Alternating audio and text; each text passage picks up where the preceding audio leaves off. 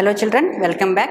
So in the previous lecture, we have understood the concept of Bayard-Savart law and a few applications of it, and then we done 2-3 illustrations also. Now let me continue in this lecture with some more illustrations. Let me begin here. So here I have one illustration like this. There are two circular shaped conducting loops, so which are arranged having the same center, but one is lying in xy plane and another one is lying in xz plane like this, and both are carrying the currents in these respective directions. I of course the same magnitude, but the current going directions are different, and the planes in which these loops are present, they are also different from each other. Now let us try to find out what is the magnetic field intensity at the origin. Well, let me begin with the loop 1. Let me call it is a loop 1, it is a loop 2. Due to the circular loop which is carrying the current I, and shall I tell the radius as a capital R, where R is nothing but radius for the both loops which are same, and both are carrying the currents that are also same, but the only difference is they are different, they are lying in two different planes. One is lying in xy plane, another one is lying in xz plane.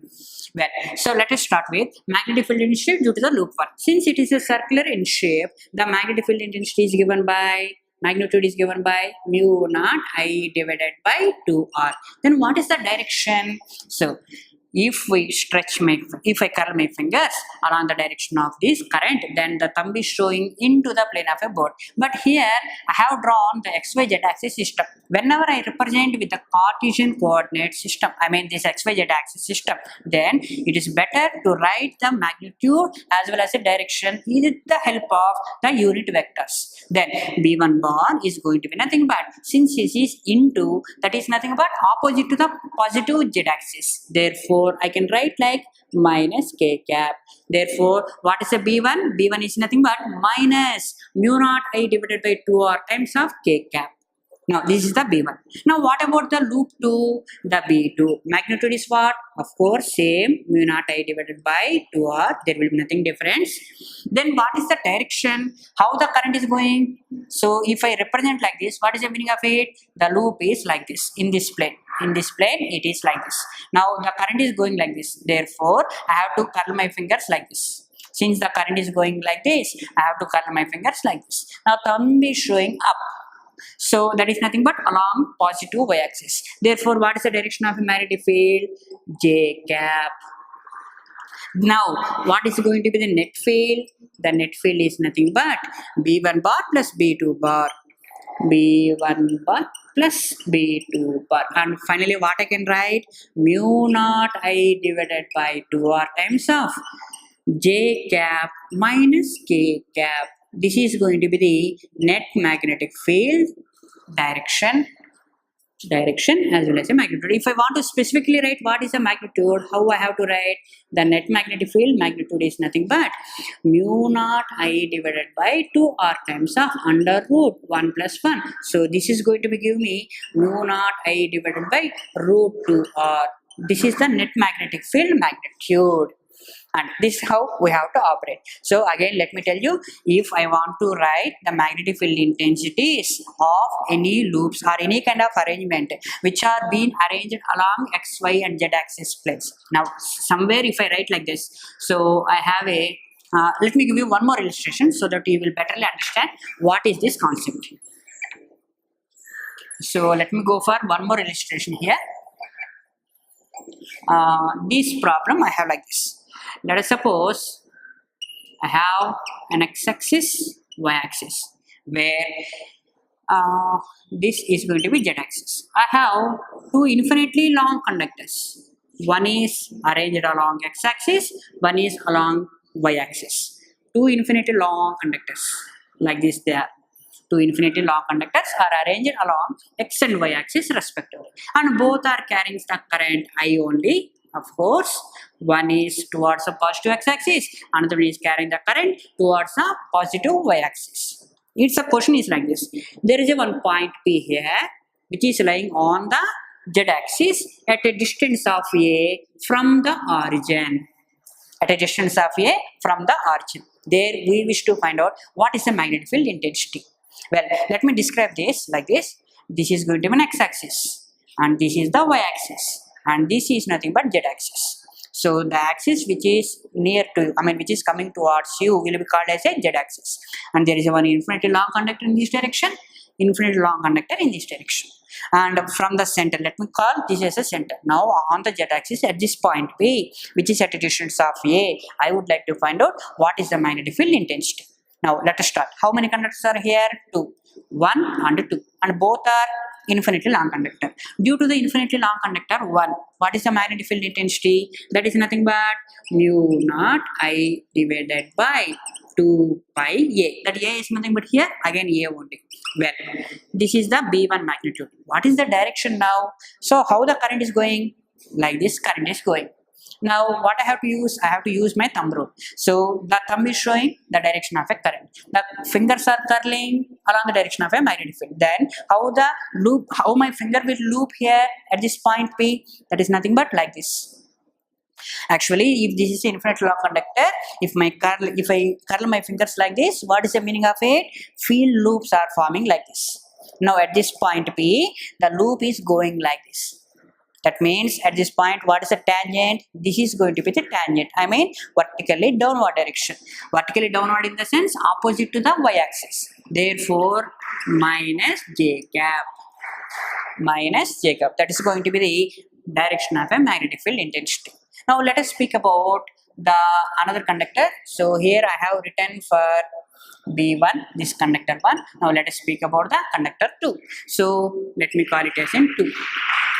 B2, which is nothing but again same formula mu naught I by 2 pi A. Now at this time, what is the magnitude of magnetic field intensity? So the current is like this. The current carrying conductor is like this. The current carrying conductor is like this. Now since the current is going like this, the loops will be formed like this. And at this point, the loop will have tangent along this direction. This is a perpendicular distance, and this is going to be the tangent. This tangent is toward positive x-axis. Therefore, due to this infinitely long conductor, the magnetic field intensity is along I cap. Now, what is going to be the net field? The net field is again, it's going to become B1 bar plus B2 bar. So, which is going to be equals to mu naught I divided by 2 pi A times of I cap minus J cap. Hope you understood all these things. So, let me go with finally one more illustration. With that, we will close this topic, Biot-Savart law and applications. We will go for Ampere circuit. So let us see the last illustration. I have like this. There is one x, y, and z axis system, and here I have one infinitely long conductor which is bent somewhere on its length like a semicircular shape, and remaining length is being continued here. What is the meaning of this expression? What's the meaning of this diagram? I have an x-axis, I have a y-axis, I have a z-axis. The meaning of it is nothing but one current carrying conductor is coming like this, and it's bent into semicircular shape, and again continue to move like this. And this part and this part and this part all are carrying the same amount of current I only. Let us suppose R is going to be the radius of this semicircle, and at the center, at the origin itself is nothing but center for this, and I would like to find out what is the magnetic field intensity at this point. Now let us start up now. How many parts are there? 1 and 2 and 3. What about this one? It is nothing but infinitely long, but this point O is lying at nearby one of the end. Therefore, it can be considered as a semi-infinitely long conductor. Due to the semi-infinitely long conductor, what is the magnetic field intensity? Mu naught I divided by 4 pi A. That A is nothing but distance, the perpendicular distance. Here I can call that as a radius. Therefore, capital R. Now my question is, what is the direction of a magnetic field? Again, we will make the use of our thumb rule. What is thumb rule? So here, current is going like this. I told you this is nothing but what? The conductor coming through here like this. And the current is going like this. Therefore, my fingers has to curl in like finger loop. As my fingers are curling like this, magnetic field loops will be formed here like this. Now here magnetic field loop will have a tangent in the downward direction. Therefore, what is the direction now? Opposite to the y-axis. Hence, I can write like minus j cap. Hope you understood. Shall I repeat again? The conductor is like this. The current is going like this. And now, so let me represent this is the direction of a current. And so the loops are forming like this. Since the loops are forming here, at this point, I will have a tangent in the downward direction. That is going to be the direction of a magnetic field intensity. And that's what I have written there. Now let me come for the second part. What is the second part? Shall I call the magnetic field intensity as a B2? Well, what is the magnitude now? Mu naught I divided by 4R, because it is a semicircular. Because of full circle is 2R, because of semicircle it is 4R. Then what is the direction? So again, let me use the modified version of thumb rule. What is that? The current is going like this. The thumb is showing into, but I should not write into here, because remaining 2 times I am going to write the help of this unit vectors. Therefore, for this one also, let me try to write with the help of unit vector. So what is the direction of this? Into is nothing but opposite to the positive z axis. Therefore, minus k cap. And finally, what about the third one? What about the third one? B3, that is going to be equals to mu naught I by 4 pi r. By, because again it is nothing but semi-infinity long conductor, because the point O is lying nearby one of the end of infinitely long conductor. Therefore, it can be considered as a semi-infinity long conductor. And what could be the direction? Well, so how the current is going on? Like this current is going on. Therefore, loops will form like this. And at this point, what is the tangent? Down. Hence, again, what is to becomes minus j cap. And therefore, what's the total net field now? B net is nothing but B1 bar plus B2 bar plus B3 bar. And whole things, if we combine, we will be left with mu naught I divided by 4R times of. So, these how many are there? 2. Therefore, 2 by pi. And plus this is how much? Mu naught I by 4 pi r. Therefore, this is only will left out, and totally negative will be come out.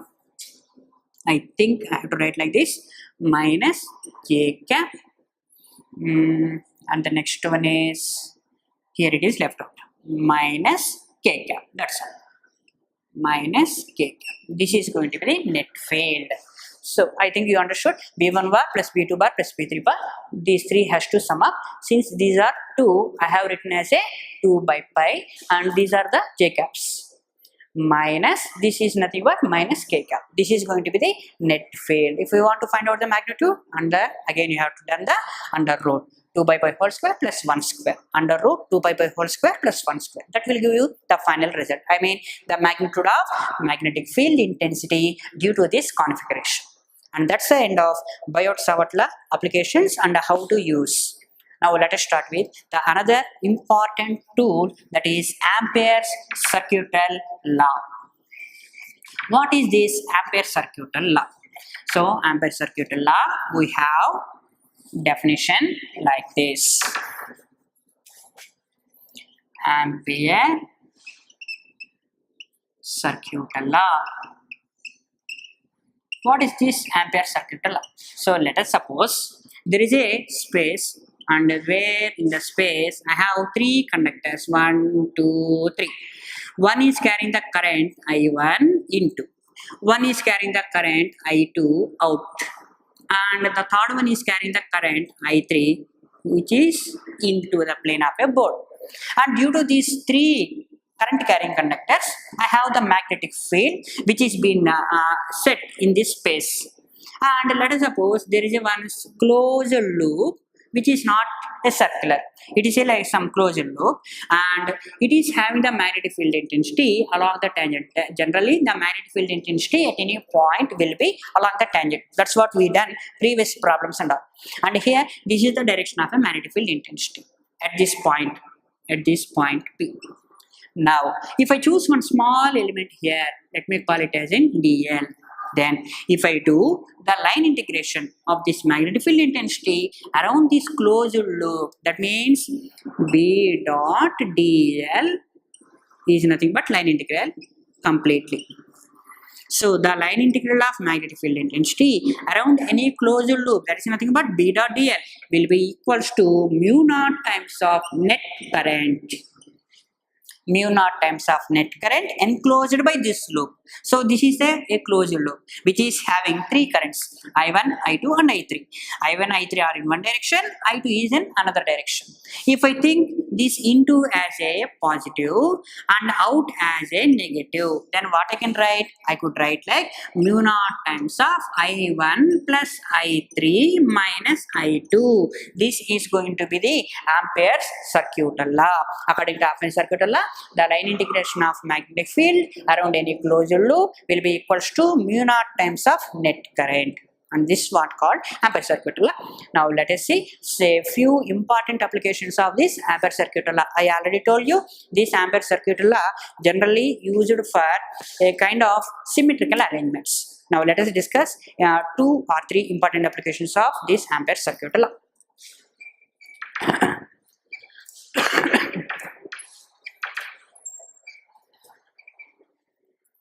Let us start now. So I would like to start here by the first application, the applications of Ampere circuital law. Applications, the first one, let me begin with an infinitely long conductor. An infinitely long conductor. So let us suppose there is a one infinitely long conductor which is carrying the current and I, and there is one point P here which is at a distance of A away from the conductor. Now, and we have already known that how to find out the magnetic field intensity due to the infinitely long conductor at any point P. And that's what we are going to do with the Ampere circuital law. For applying Ampere circuital law, what we have to know, what is the Ampere circuital law? That is nothing but B dot dl equals to mu naught times of net current. So let us suppose I have constructed one complete circular loop. I have constructed one complete circular loop. So which is in the plane like this, and that has a radius of A. Then what is going to be the total length? Is going to be 2 pi A. And here B dot dl is there. What is the direction of B? That is nothing but along the tangent, that we already know. Since it is carrying the current like this, the field will be generated in this way. The magnetic field will be into the plane of a board, and the dl is also in the same direction. What is the angle between them? That we going to be 0 degrees. Therefore B dot dl is going to becomes B dl cos 0 degrees, that equals to B into dl. Therefore this can be replaced with the just B dl, and so I want to do B dl which is equals to mu naught times of net current. Net current is here, only one conductor is there, and that is carrying current the I. Therefore I can write like mu naught into I, and further here B can be taken out, and integral dl is nothing but the total length of the loop, that is how much? 2 pi A, the circumference of the circular loop, and that is equals to mu naught times of I. And we know that magnetic field intensity from this expression mu naught I divided by 2 pi A, which is same as that of the result that we already obtained in the earlier session. Well, so are you clear with this one? Well, now we will move for the second application.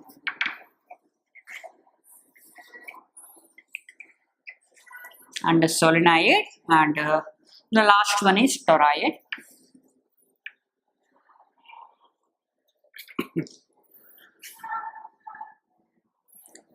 We'll move for the second application. The second application is like this. Let us suppose there is a thick conductor. A thick conductor having the radius of capital R. So it is like this. There is a one thick conductor, and it is carrying the current of I. I would like to find out the magnetic field intensity due to this thick conductor at 3 different points. One is an outside, one is upon, another one is inside. At the 3 points, I would like to find out what is the magnetic field intensity. Now let me start up with the point which is present outside. If the point P is present outside, then how I can imagine? I can imagine like this is a thick conductor. I'm just imagining like this one only actual structure that I'm imagining like this. There's one thick conductor and here is a point P, and from the axis of this thick conductor, let us suppose it is at a distance of R. Then since it is carrying the current I, shall I think this is the direction of a current? So this is the direction of a current, and so this is the direction of a current. Therefore, how the loops will be formed? Like this, the loops will be formed. And now if I apply my Ampere circuit law, what I will get? B into 2 pi r is going to be equals to mu naught into I. From the previous discussion, I have written directly this one. B into mu naught, B into 2 pi r is going to be equals to mu naught into I. Therefore, at the point P, which is present outside of a thick conductor, the magnetic field intensity is given by mu naught I divided by 2 pi r. This is what about outside point. Now let me shift this point P upon the surface.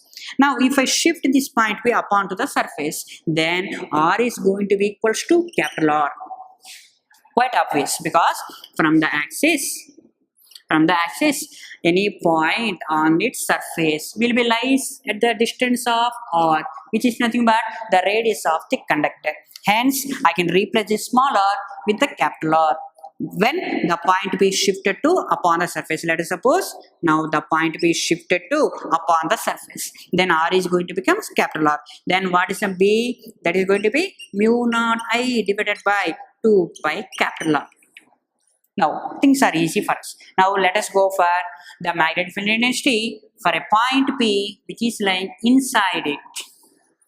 So for what we have discussed, they are the simple things. Now let me go with the last one of this. What is that? The point P is lying, which is lying inside the thick conductor. Well, let us suppose it is at a distance of smaller, and that is different from this smaller. Okay, this smaller is nothing but what? The point B is lying outside. The distance of this point B from the axis is nothing but R. Now here I am assuming the point B is lying inside, and the distance of that point B from the axis is nothing but smaller. Now shall I imagine there is a one circle here? There is a one circle here, and now what we know the Ampere circuit law, that is nothing but mu naught into I net is nothing but what? B into, that is the total length 2 pi r only, no? 2 pi r only. From here, how I have written the same thing I have preceded here. B into 2 pi r is equals to mu naught into I net. Now what is the I net? It is not equals to capital I. Capital I is nothing but the current carried by the total thick conductor. But here this loop is enclosing only a part of the conductor. It's not a complete conductor. Only a part of conductor is being carrying the net current. Well, now let us try to find out what is that net current. How I can write? I can make the use of current density concept. What's the current density? Current density J is nothing but I divided by total area of cross section. What's the total area of cross section? Pi r square, since it is in circular in shape and that has a radius of r, the area could be written as pi r square. Now what is the net current that will be carried by the small part of this conducting loop, this conductor? That is nothing but I net equals to J into the surface area is how much? Pi r square. Therefore, shall we substitute our J into here? Then what I will get? I divided by r square into small r square is nothing but net current that is carried by a part of this thick conductor. The net current is nothing but I divided by capital R square into small r square. Now let us substitute this information to here. Then what we will get? Mu naught into I divided by r square into small r square will be equals to B into 2 pi r. Now shall I send this to this side? Then what will be left over? Let me clean it off. Well, so B is going to be equals to mu naught I divided by 2 pi r. Here I will have a r square. 1 r get cancelled out. Mu naught I by 2 pi will be sent this side. 2 pi into r square into small r. So now let us try to draw the graph for it. How it is so. So if I take the magnetic field on the y-axis, the distance of the point P from the axis of this thick conductor as a small r, that is taken on the x-axis, and this is the origin. Here you can observe one thing from this expression. What you can say, when the point P is lying inside, then magnetic field intensity is directly proportional to the distance of that point from the center. Therefore, initially it will be directly proportional. Since these two are directly proportional, I have a straight line. That is up to for what? Up to the surface. And upon the surface, it's going to become the maximum. So, which is equals to, this value is how much? Mu naught I divided by 2 pi capital R. This value is nothing but mu naught I divided by 2 pi. I think I have rubbed it up. Upon the surface, what is the magnetic field intensity? Mu naught I divided by 2 pi capital R. Even here also, if you substitute R equals to capital R, you will get this one only. And from there, this is nothing but what? The surface, where the distance is going to be capital R. From there, we can write this magnetic field intensity is inversely proportional to small r, because outside, what is the magnetic field intensity? I have written like a mu naught I divided by 2 pi small r, which are both inversely proportional to each other. Therefore, they have inversely proportionality relationship. So, it is completely outside. It is completely inside. So, outside B is inversely proportional to R, and inside B is directly proportional to R. This is the important result that you need to remember. So, this one is the important thing you need to understand. Hopefully you have understood this one. Let me go for the next application.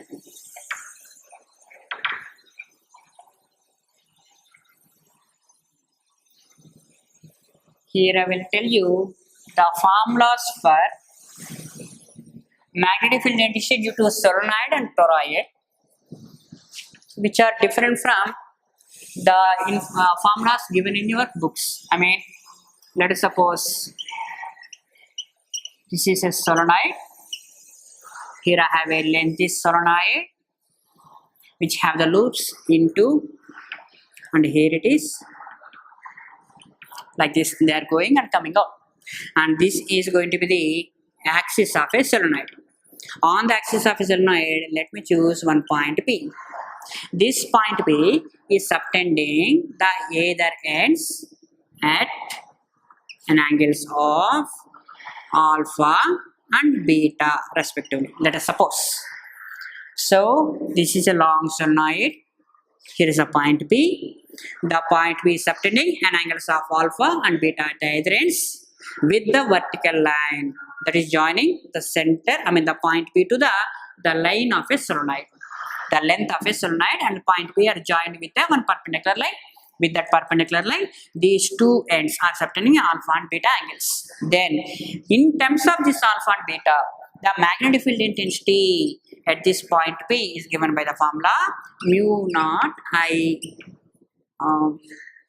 into mu naught N I to sin alpha plus sin beta. Let me call the total length is an L. Okay, so mu naught capital N into I divided by 2 into L times of sin alpha plus sin beta, where L is nothing but the length of a conductor. Then capital N is nothing but total number of turns, and I is nothing but the current that is carried by the total loops within this solenoid. Then capital N divided by L is nothing but number of turns per unit length. Therefore, what I can write, magnetic field intensity will be magnitude I am writing here. Therefore, magnitude of magnetic field intensity is nothing but mu naught Ni divided by 2 times of sin alpha plus sin beta. Now, let us think that this solenoid is infinitely long.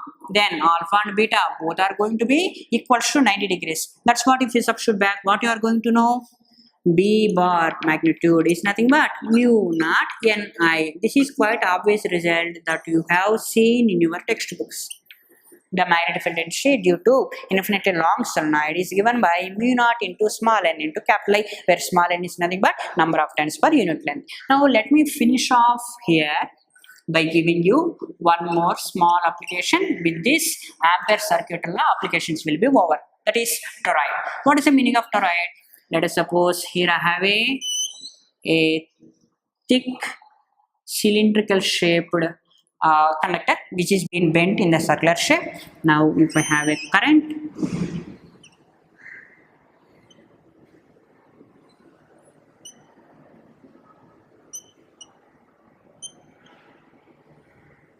so like this I have